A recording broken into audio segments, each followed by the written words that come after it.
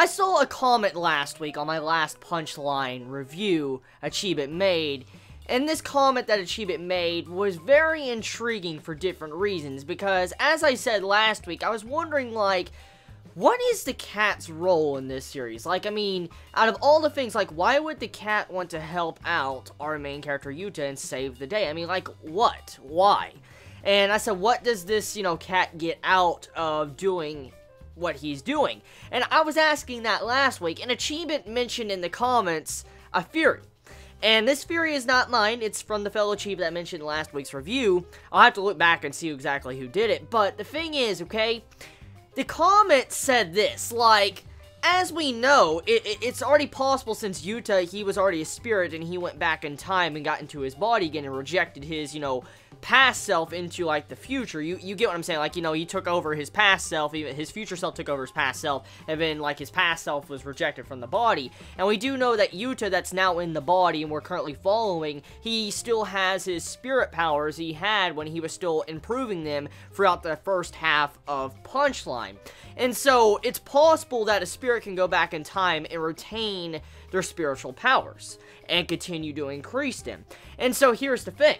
Achievement mentioned that the cat, as we have seen demonstrated, can manipulate objects and do all sorts of crazy shit. And if you think about it, the cat constantly can go back in the past.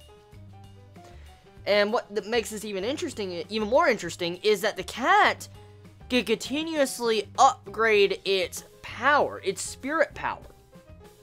You get what I'm getting at? And this is what Achievement mentioned, like, this would be what the cat most likely wants to gain. Unlimited power, because if the cat can continue to grow in power, think about the shit it can do.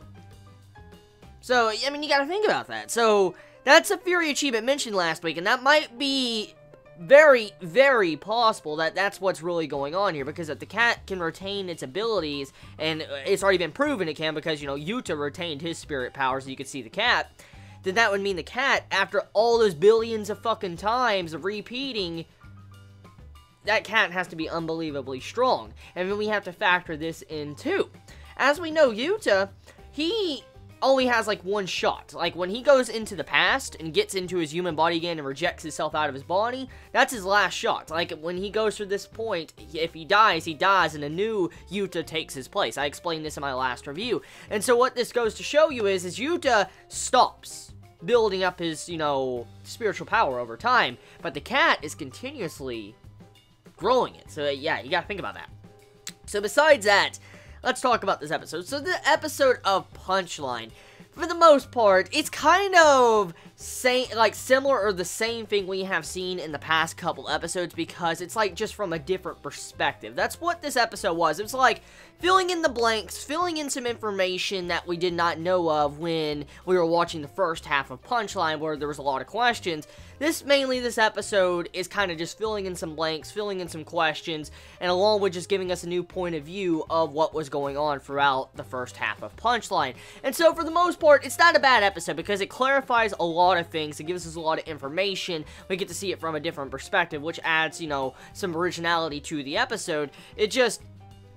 Pretty much this episode is just kind of a different point of view. That's what it was. So, some details I do want to dive into. We come to find out that the letters, when we found out about Robra that would sent the, some form of letters or whatever, a fax message, we come to find out she sent it to the old man in this episode. And I'm like, oh, okay. So, it makes a lot more sense after you look at this episode, starting to fill in a lot of blanks. So, yeah, I mean, episode of Punchline, overall, very good episode. I'm enjoying the series a lot more as it continues on, because it's clarifying a lot, quite a bit now. It's becoming a lot more solid with its focus and storytelling, and I appreciate that quite a bit. And so, to see that, I'm enjoying Punchline so far, and it continues to get better, which I am quite satisfied with.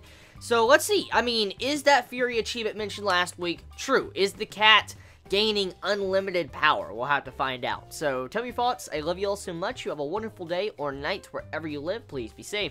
Chibi out.